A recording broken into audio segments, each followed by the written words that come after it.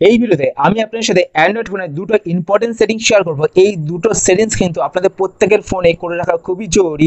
আপনারা যদি এই দুটো সেটিংস করে রাখেন তো আপনাদের অনেক সুবিধা হবে।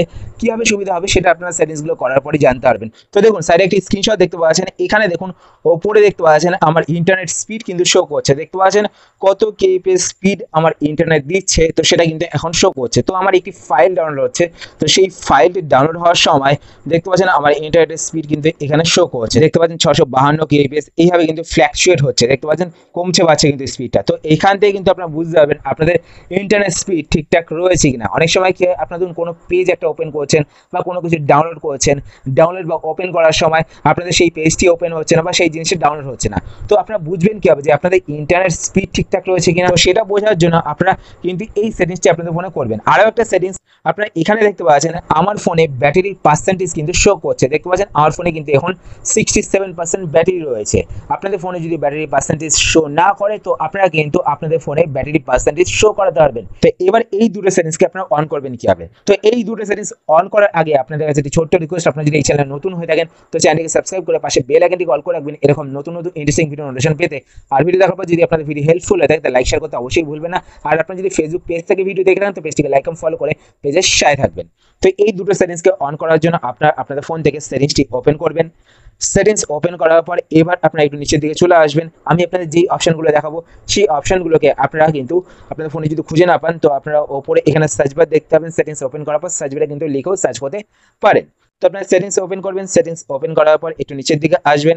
নিচের দিকে আসার পর এখানে একটি অপশন আপনারা দেখতে পাবেন নোটিফিকেশন অ্যান্ড কন্ট্রোল সেন্টার। তো আপনার নোটিফিকেশন অ্যান্ড কন্ট্রোল সেন্টার এই অপশনটিতে ক্লিক করবেন।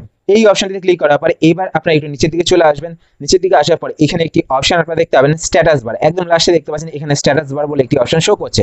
তো আপনারা এই অপশনটিতে ক্লিক করবেন। এই অপশনটিতে ক্লিক করার পর এবার আপনারা এখানে একটি অপশন দেখতে পাবেন শো স্পিড। তো এই অপশনটি যদি আপনাদের অফ থাকে তো আপনারা এই অপশনটিকে এখান থেকে অন করে দেবেন। দেখুন এই অপশনটি আমি অফ করে দিলাম, দেখতে পাচ্ছেন ওপর থেকে কিন্তু স্পিডটা সরে গেল। আমি যদি এই অপশনটিকে অন করে দিই, এই অপশনটিকে অন করে দিলাম, ওপরে দেখতে পাচ্ছেন এখানে 0.0 কেবিপিএস দেখাচ্ছে কিন্তু, ঠিক আছে। দেখুন এখন 713 কেবিপিএস শো করছে। তো এই অপশনটিকে আপনারা অবশ্যই অন করে দেবেন। তারপর ব্যাটারি পার্সেন্টেজ অন করার জন্য আপনারা এখানে নিচের দিকে দেখতে পাচ্ছেন একটি অপশন শো করছে ব্যাটারি ইন্ডিকেটর। তো আপনার ব্যাটারি ইন্ডিকেটর এই অপশনটিতে ক্লিক করবেন। এই অপশনটিতে ক্লিক করার পর এটা আপনাদের প্রথম অপশনটি সিলেক্ট করা থাকবে।